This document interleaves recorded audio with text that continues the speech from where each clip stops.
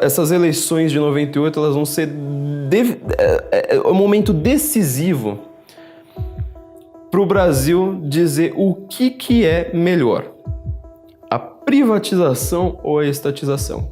Porque no final do primeiro mandato de Fernando Henrique Cardoso, ele faz uma coisa completamente a contragosto,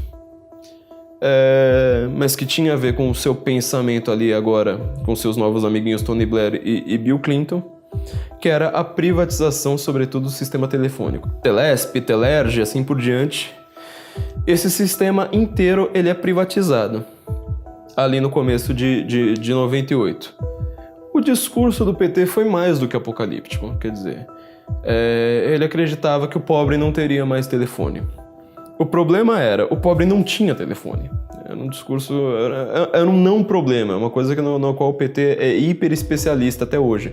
Ele cria um não problema, como por exemplo hoje a desigualdade salarial entre homens e mulheres. Não existe nenhuma mulher em nenhum cargo deste país que ela fala assim, olha, eu tô aqui na mesma função, no mesmo cargo que um colega e eu recebo menos do que ele.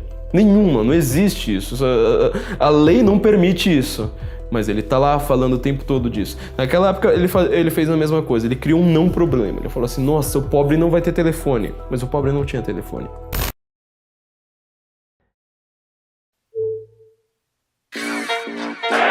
Aí o lançamento para a área brasileira. Olha o que aconteceu.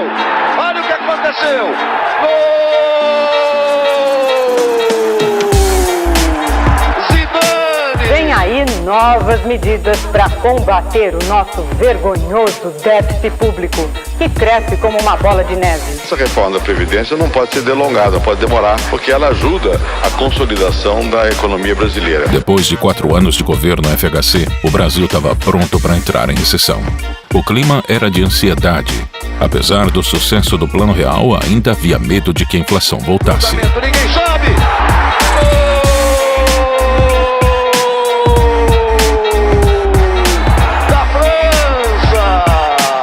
A batalha não seria entre candidatos, mas entre a crise e o real.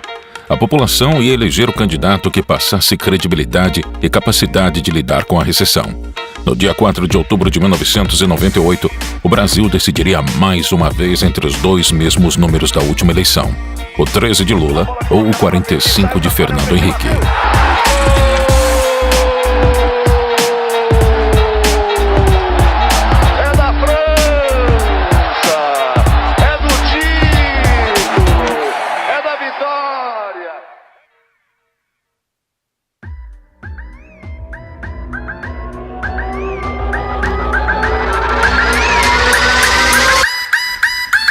Prometo manter, defender e cumprir a Constituição.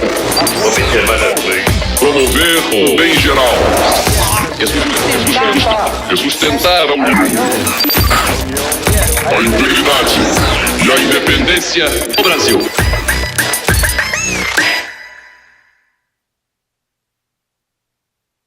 A declaração é do presidente Fernando Henrique Cardoso e foi feita no primeiro dia da visita dele à Suíça. Ele se encontra com empresários e banqueiros para atrair novos investimentos. O principal compromisso do presidente será o Fórum Econômico Mundial na cidade de Davos. Durante os 4 anos do governo de Fernando Henrique, a inflação foi controlada. Empresas de outros países investiam no Brasil e estatais foram privatizadas. Apesar da confiança no real ser baixa, o Brasil parecia estar respirando. O presidente Fernando Henrique fala com otimismo sobre o futuro. Diz que o país está conseguindo driblar os efeitos da crise da Ásia. Entretanto, essa prosperidade era artificial. Para controlar a inflação, Fernando Henrique prometeu conter os gastos do governo, mas não cumpriu. Gastou mais do que poderia e endividou o Estado brasileiro. O resultado dessa brincadeira foi o aumento de real circulando na economia. A partir daí, a FHC tentou controlar a inflação através do câmbio, forçando uma igualdade entre o preço do real e do dólar. Só que para manter essa igualdade, ele precisava vender dólares, e para vender dólares era preciso ter uma reserva da moeda americana no Banco Central. Essa reserva de dólares era a chave para a estabilidade econômica. Queimar as reservas mantinha o real estável e garantia a confiança dos brasileiros. Mas manter essas reservas também era importante para que os investidores estrangeiros e seus dólares permanecessem no país. No meio de toda essa instabilidade, a situação econômica brasileira foi agravada pelas crises mexicana, asiática e russa. O problema, segundo os analistas, é que o olho do furacão está na Rússia e na Ásia. Mas os investidores estrangeiros parecem enxergar a instabilidade no Brasil com os mesmos olhos que examinam a fragilidade econômica da Rússia e da Ásia. E era nessa crise que PT e PSDB disputariam a presidência do país.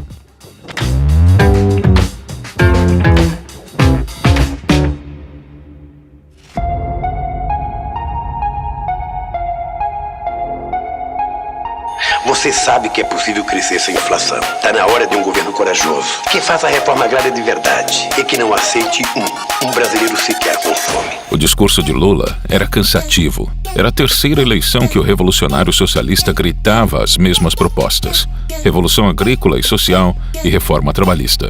E dessa vez, Brizola, seu antigo adversário, estava do seu lado concorrendo a vice-presidente. Fernando Henrique usou mais uma vez o Plano Real como carro-chefe de sua campanha. Para ele, a fuga de dólares e a recessão brasileira eram em decorrência da crise internacional. É um problema sério e que se agravou bastante por causa da crise da Ásia. Até a crise da Ásia, outubro do ano passado, nós estávamos vendo o Brasil com 4% de crescimento, economia estável na moeda. Os eleitores temiam que a crise significasse a volta da inflação e clamavam pela permanência do presidente, já que ele havia demonstrado competência para terminar com a inflação em 94. Ciro Gomes corria por fora na terceira via, mas ele não teve espaço. Suas propostas focaram no desemprego e na mudança de estratégia para sair da recessão. Não entrou em grandes detalhes e ligou sua campanha à sua experiência administrativa em outros cargos políticos no Ceará. O padrão da eleição passada se repetiu: polarização entre PT e PSDB. Os candidatos do PT, Luiz Inácio Lula da Silva, e do PPS, Ciro Gomes, explicaram hoje em São Paulo por que consideram importante que a eleição para presidente tenha segundo turno. Para eles, isto permitiria um maior debate dos problemas nacionais. De que o debate, muito menos para você saber quem ganha ou quem perde, é para você permitir que a sociedade possa fazer juízo de valores. Isso não se permitiu. O presidente da República ele não quis debate antes, durante. Não é apenas com os candidatos, não. Ele não quis debate com a sociedade brasileira. Naquele ano não houve debate. FHC se recusou a participar das transmissões televisivas para dar atenção à crise econômica que ameaçava o país. E como a legislação eleitoral não permitia debate sem a participação de todos os candidatos, as campanhas de 98 se resumiam ao horário eleitoral gratuito. A estratégia de FHC deu resultado. Há 11 dias da eleição, o presidente Fernando Henrique adverte o país que vai tomar medidas duras. Num discurso de 20 minutos, hoje no Itamaraty, o presidente defendeu a reforma da Constituição e cortes nos gastos. O prejuízo tem de parar. O Estado tem de caber dentro dos recursos que a sociedade lhe dá e tem que utilizá-los da melhor forma possível. Ele foi o candidato que mais apareceu na mídia por ser o atual presidente e estar presente diariamente nos noticiários, enquanto os outros candidatos só apareciam no horário eleitoral.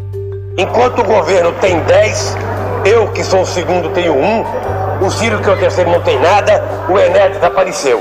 Ou seja, é campanha de um candidato único. Foi uma corrida eleitoral sem grande cobertura da mídia, sem escândalos e sem surpresas. Todos queriam a reeleição. As pesquisas de intenção apontavam a vitória fácil de Fernando Henrique no primeiro turno. Vamos ver o desempenho dos candidatos nas outras pesquisas realizadas até agora. Veja, Fernando Henrique começou com 33, chegou a 49, 47 e voltou a 49. Lula partiu com 28, caiu para 21, subiu a 25 e agora tem 24. O voto nas próximas eleições. Quase 60 milhões de brasileiros votarão através da urna eletrônica. Vamos saber como? Primeiro você vota em deputado federal. Digite o número do candidato, 4 algarismos. Aparece na tela número, nome, voto e o partido. Você confirma o voto apertando a tecla verde. Depois deputado estadual. Em Brasília é deputado distrital. São 5 algarismos. Você tecla confirma. Tudo certo e você confirma. Tecla verde. Você votou e fortaleceu a democracia. Voto eletrônico.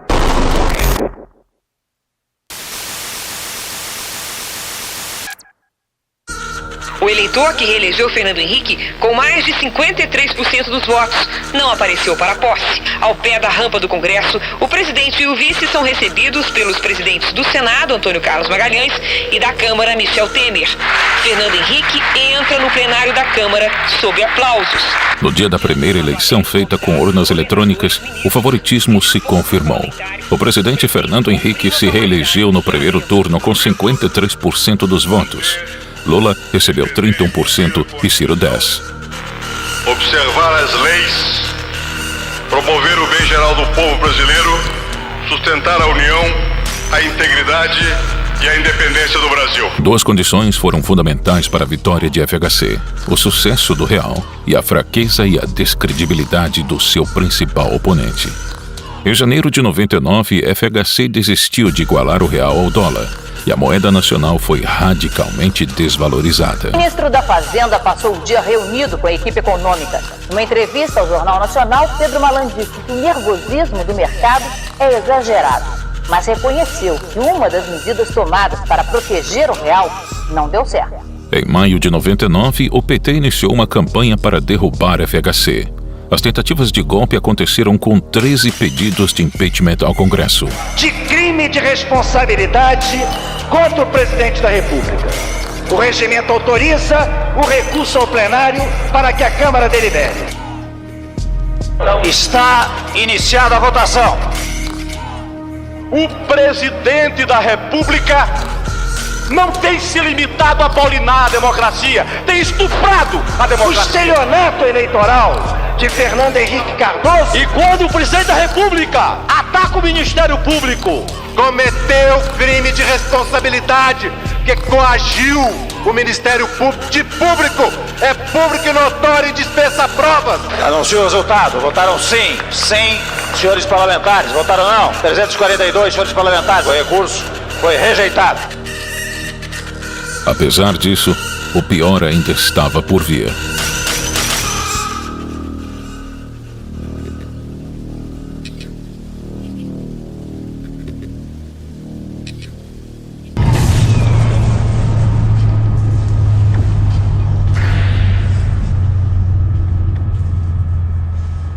Na noite de quinta-feira do dia 11 de março de 1999, mais de 50 milhões de pessoas ficaram sem luz. Um problema na estação de Furnas, em Bauru, cortou a energia elétrica por 40 minutos nos estados de São Paulo, do Rio de Janeiro, Espírito Santo, Paraná, Santa Catarina, Rio Grande do Sul, Mato Grosso do Sul, Goiás, Minas Gerais e Acre, além do Distrito Federal. Até o Paraguai foi afetado. A hipótese de o problema ter sido provocado por um raio foi afastada depois de 6 meses de investigação. O blackout ocorreu por falhas no Operador Nacional do Sistema Elétrico, ONS. A falta de investimento no setor de energia obrigou a FHC a criar uma campanha de racionamento em 2001. O risco de novos apagões ameaçava o Brasil. Com esses números, o mês de julho não vai haver apagão. E se continuar assim, vamos superar essa crise sem nenhum apagão. Além da economia de energia, uma outra preocupação é com o nível dos reservatórios. De acordo com a Câmara de Gestão da Crise de Energia, o nível está um pouco acima do esperado pelo governo. E eu quero mesmo anunciar, em 2002, que nós superamos para sempre essa crise, porque nós continuamos construindo, melhorando a nossa capacidade de produzir energia, então vamos superar de uma vez por todas. Mas mesmo assim, no dia 21 de janeiro de 2002, o novo blackout atingiu 10 estados brasileiros. 1h35 da tarde, o começo de um dia de caos em São Paulo. As estações ficaram às escuras, os trens da CPTM e os trólebus também pararam. Resultado, fila para conseguir um ônibus. Com os semáforos apagados, o blackout provocou confusão também no trânsito. As linhas do metrô e da Companhia Paulista de Trens Metropolitanos ficaram interrompidas. A Avenida Paulista, centro financeiro da cidade, ficou congestionada. Luz de velas também no aeroporto de Congonhas. onde os abrigos luminosos foram substituídos por papel. Em São Paulo, a queda foi mostrada ao vivo pelo Jornal Hoje, que estava no ar. Temos um problema técnico aqui nos nossos estúdios.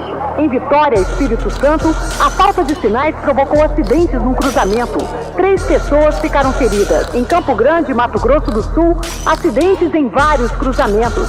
No Rio de Janeiro, o engarrafamento atingiu de uma ponta a outra a Avenida Presidente Vargas, no centro da cidade. Houve tumulto na saída do metrô. As estações foram fechadas. Nós saímos pelo trilho, estão pulando a porta do trem pelos trilhos. Com a falta de luz, muita gente ficou presa no elevador. Nesse prédio aqui, uma senhora está há mais de 1 hora aguardando a operação dos bombeiros.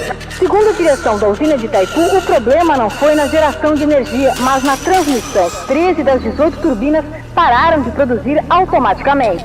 Caos total, né? Caos total.